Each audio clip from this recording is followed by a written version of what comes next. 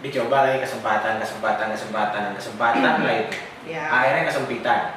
Ya. Jangan kuliah. Nikah aja lah kalau gitu. Aduh.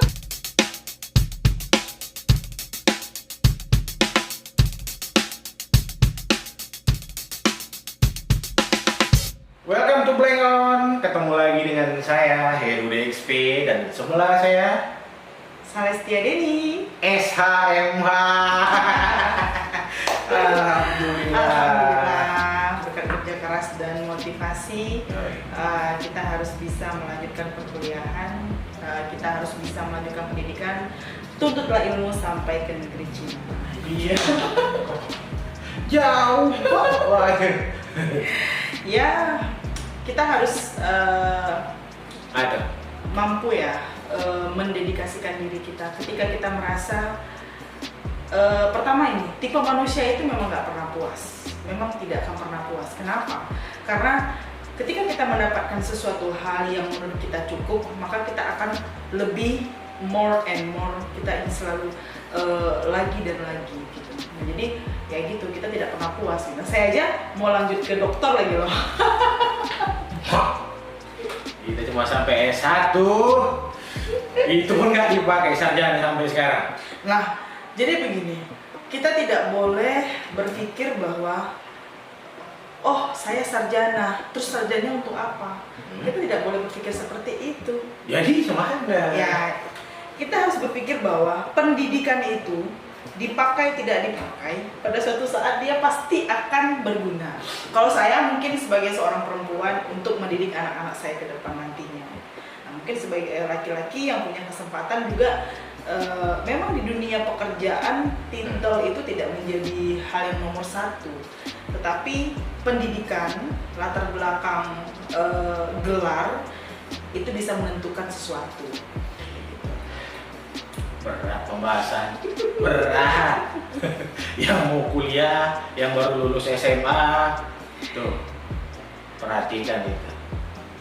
Nggak cukup aja sampai SMA, kalau kuliah lagi, kalau ada kesempatan. Sebenarnya ada kesempatan, kalau ada kemauan pasti ada jalannya. Insya Allah, ketika kita punya niat, pasti ada jalan. Percayalah, saya sudah mengalami. Jadi jangan pernah kita merasa kita kecil, kita tidak bisa. Itu salah. Nah, ketika kita mensugestikan diri kita bahwasanya kita mampu, maka kita akan mampu. Tetapi ketika kita memposisikan diri kita tidak mampu, maka kita tidak akan mampu. Begitu. Karena kesempatan yang belum ada. Dicoba lagi kesempatan lah itu. Ya. Akhirnya kesempitan. Ya.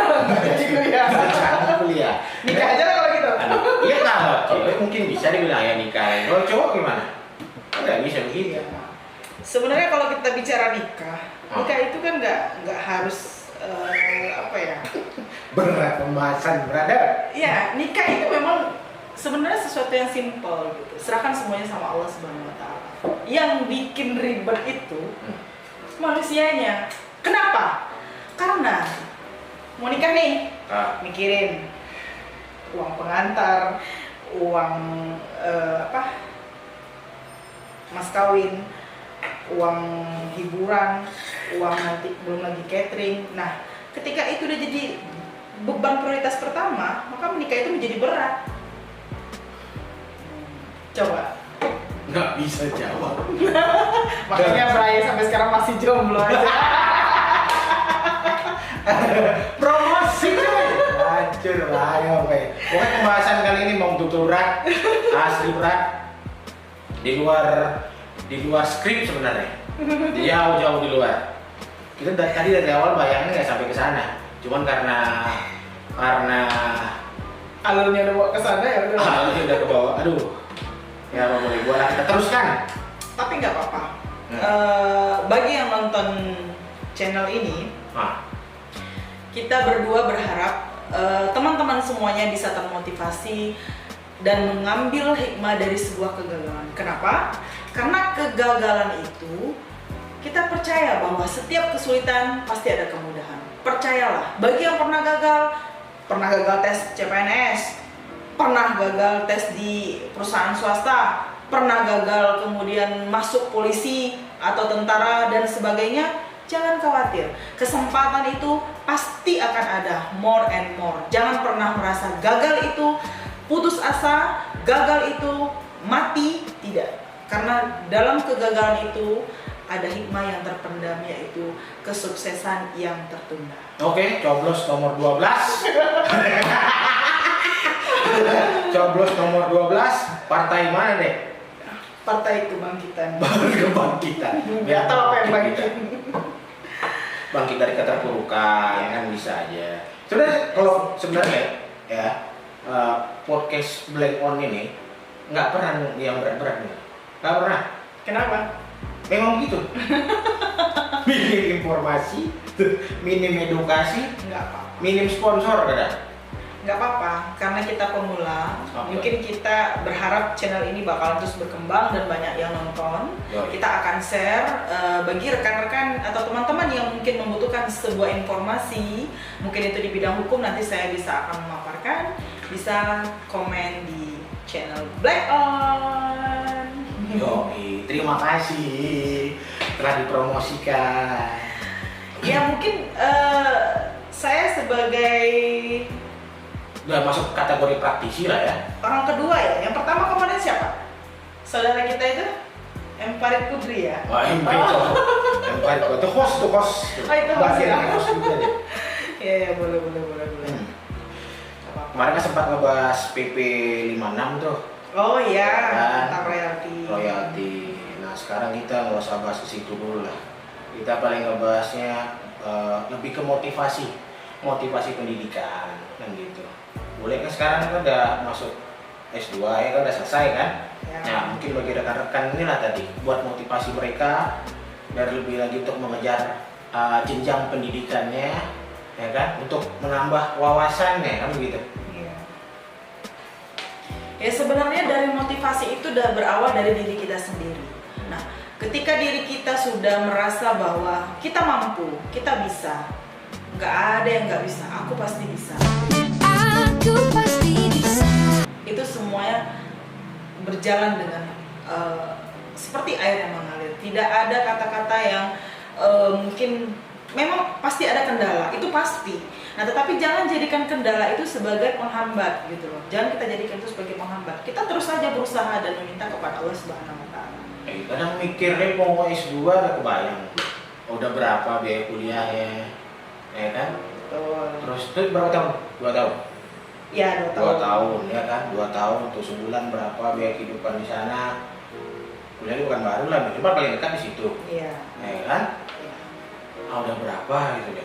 Ya, kalau kita mikirnya ke sana memang nggak akan pernah sesuatu hal itu yang kalau kita pikirkan, itu nggak akan pernah selesai. Kita udah mikir duluan nih, mikir duluan nih ke sana ya, iya nggak pernah selesai. Tetapi kita jalani. Biaya pendaftaran itu udah ngap duluan. Iya, biaya pendaftaran berapa? Sekarang masuk ke Universitas Islam Riau, saya alumni Universitas Islam Riau ya guys. Mater.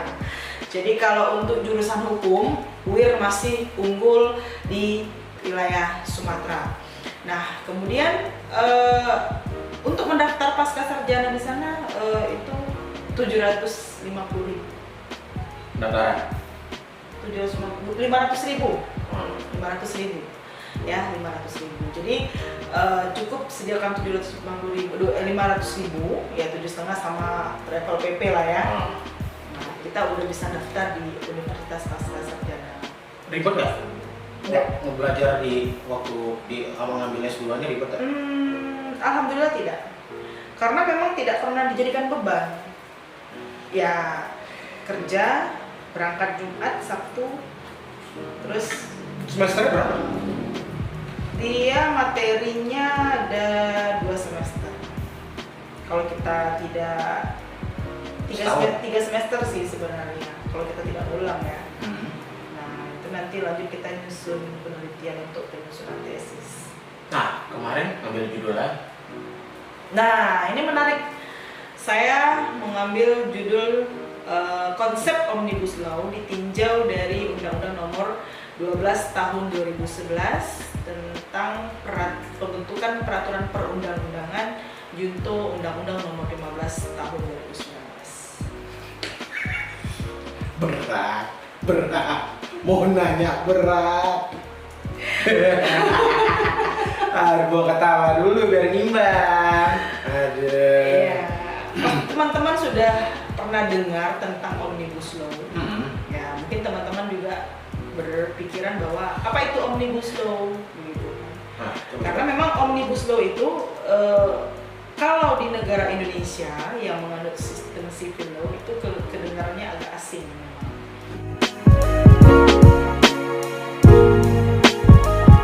Karena Omnibus Law itu dipakai di negara-negara yang menganut sistem common law. Common law. Iya. Jadi Indonesia menganut sistem civil law di mana sistem hukumnya itu terkodifikasi sesuai dengan bidangnya. Sedangkan di Omnibus Law itu satu undang-undang mengatur berbagai sektor. Nah, itu bedanya di situ. Nah, jadi di Indonesia tidak dikenal dengan undang-undang Omnibus Law. Itu kan terjadi polemik, sempat jadi polemik beberapa saat itu demo besar-besaran. Iya. Sebenarnya yang jadi miss itu di mana? Ya sebenarnya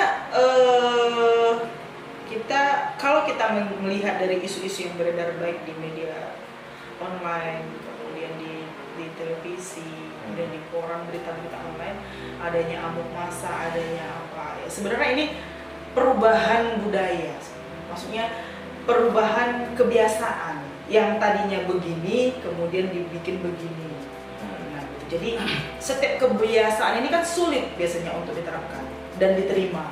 Misalnya terbiasa ngerokok nih, contohnya nih, kebiasaan ngerokok, sulit buat ngerubah kebiasaan ngerokok. Ya, ketika nanti rokoknya diambil, kemudian macisnya diambil, atau rokoknya dibiarin, macisnya disimpan, bisa hidup nggak? Enggak. Kemudian apa yang terjadi? Pemberontakan jiwa kan? Ya, ganti vape. Ganti vape. Itu kan alternatif ya, pemberontakan gitu. Jadi setiap kebijakan itu pasti ada pro dan kontra, itu pasti. Nah, jadi muncul gejolak-gejolak pada saat perumusan itu memang antara pihak buruh, kemudian kaum kapital itu kan ada seperti gap ya, tapi di dalam konsep yang saya kaji, pembentukan Omnibus Law itu telah memenuhi kaedah urutan pembentukan peraturan perundang-undangan, jadi tidak menyalahi aturan. Memang mungkin dalam proses pengkajiannya atau pembahasan perancangan sampai pengesahan itu sangat alot, tetapi tetap dari pihak legislatif melibatkan buruh, melibatkan pengusaha dan sebagainya untuk di. Jadi apa masalah di sosialisasi atau gimana dulu itu? Karena lumayan polemik ya, di berita beberapa hari itu. Ya karena memang banyak undang-undang yang akan direvisi, sekitar 74 regulasi yang akan diserampingkan, yang akan disederhanakan. Dari 74 regulasi itu terdiri dari 1000 lebih pasal, itu yang akan dirampingkan. Nah jadi memang kedepannya nanti Omnibus Law ini akan peraturan itu terpusat dari pusat sampai ke provinsi sampai ke kabupaten itu sama. Jadi kemungkinan untuk adanya peluang penyalahgunaan wewenang, korupsi di provinsi dan kabupaten itu lebih besar. Tapi pusat nanti yang punya gawean semuanya. Berarti tapi belum ada kan? Belum, udah disahkan, tapi sampai saat ini juga belum ada pengundangan dan penyebarluasan. Yang mana itu kan jadi polemik, ini ada draft yang sekian halaman, dan sekian halaman, ada 3 versi waktu itu.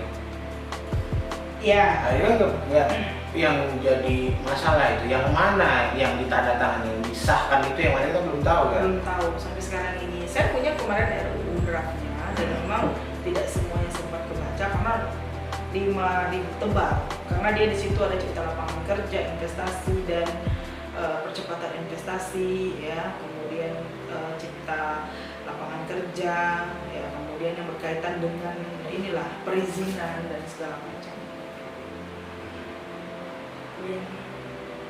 Jadi bikin usaha sendiri aja. Bikin usaha sendiri aja udah. Jual cilok aja bisa. Boleh. Jual cilok kalau sempat outletnya ada 1000 lumayan. 1000 kali 1 juta ada 1000 juta. Itu kasar ini 1000 juta. Nyambung lagi. Kenapa ngambil itu kemarin? Omnibus Law, kenapa kayak yang lain? Oh banyak itu?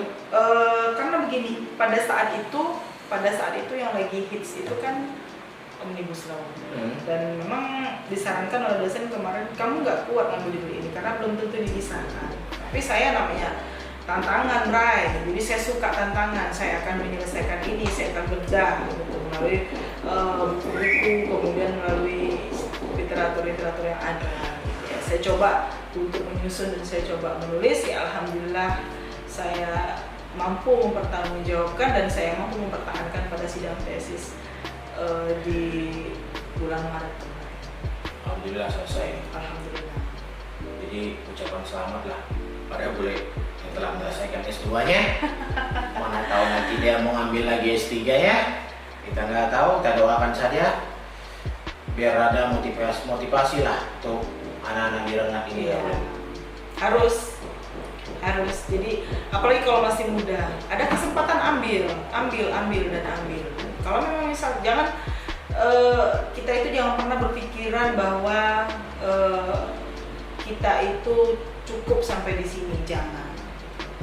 Itu sama dengan kita tidak mempunyai pandangan hidup ke depan, kita tidak mempunyai plan ke depannya gitu. Jadi motivasi itu harus ada.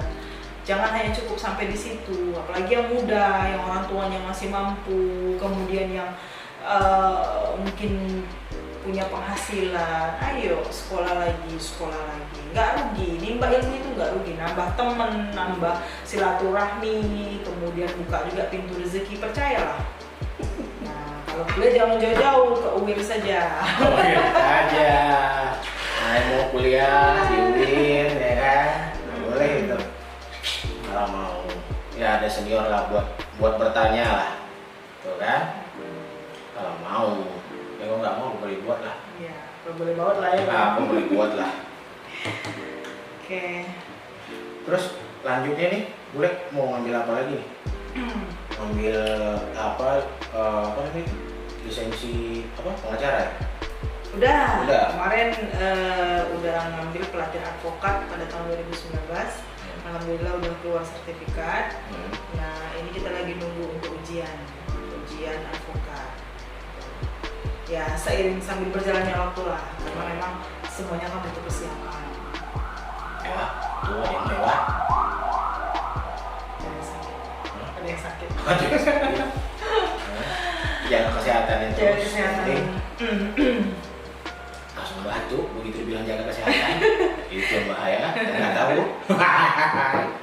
Apalagi di pandemi COVID-19 ini memang kita harus tetap jaga kebugaran dan juga kesehatan. Dan jangan lupa olahraga. Olahraga mudah-mudahan ini masuk puasa lagi. Bangun udah bangun sahur tuh ada cerita habis subuh lempar deh itu.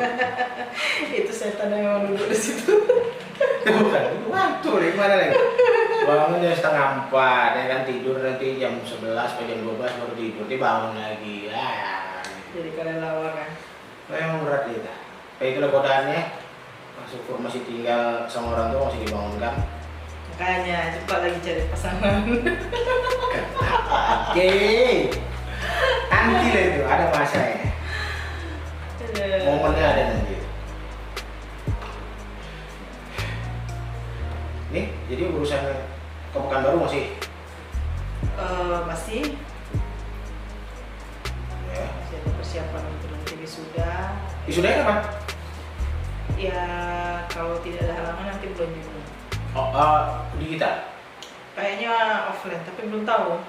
Kalau situasi masih seperti ini, ya sepertinya offline. Daring ya. Iya. Sampai kan ada tuh fenomena yang sampai tukar-tukaran tuh. Dia jadi ibunya, terus dia wisuda dia jadi bapaknya. Kan lucu juga nih gitu. Online sih, tapi berharapnya offline. Tapi nggak tahu juga lah. Berat kayaknya. Karena pandeminya. Karena pandemi inilah. mau cepat lewat lah udah. Aduh, gila ya udah. Jadi apa lagi ya? Setelah rapat nanti rencana mau apa? Ngambil di mana? Netap lah. Apa netap di Rengat nantinya? Bakal netap di Pekanbaru? Kita lihat dulu lah mana peluangnya. Kalau ada peluang bagus, coba. Untuk sementara ini kita masih stay, kita masih Benar-benar menetap di pekerjaan yang lama. tetap semangat kayak gitu. Itu yang penting. Itu yang paling penting. Kemanapun pergi harus tetap semangat dan motivasi diri. Karena tidak ada orang lain yang akan menyemangati kita dan kita tidak bisa berharap dengan siapapun kecuali pada Allah SWT. Ya, nah, kita mau berharap sama siapa lagi Pak? Hanya diri kita sendiri lah yang motivasi kita ya. Yo. Kalau bukan kita siapa lagi? Ya, siapa memotivasi gue pertama kali untuk ambil hukum? Apa ngambil yang lain? Ya sebenarnya berat sih, beratnya tuh begini. Karena dari awal sekolah itu paling sukanya debat. Karena kan mahasiswa hukum ini itu dia harus pintar, harus berani mengutarakan pendapat, harus bisa berpendapat gitu. Nah, pada waktu sekolah dulu kan suka tuh debat segala macam gitu kan. Itulah termotivasi untuk saya ambil jurusan hukum. Terus supaya saya bisa disiplin, saya bisa tahu dengan aturan dan saya tahu bagaimana suatu peraturan itu berada di tengah-tengah masyarakat. Jadi sih nggak ada yang lain. Ada yang lain? Enggak. Wah, ya. Ya itu. Sampai S2-nya pun nggak mulai dari hukum, tetap ngambil hukum dan jurusannya pun tetap hukum tata negara. Hukum tata negara? Iya.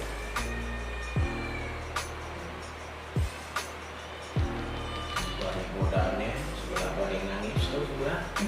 Waduh, lokasi kita, lokasi padat penduduk, ya kan?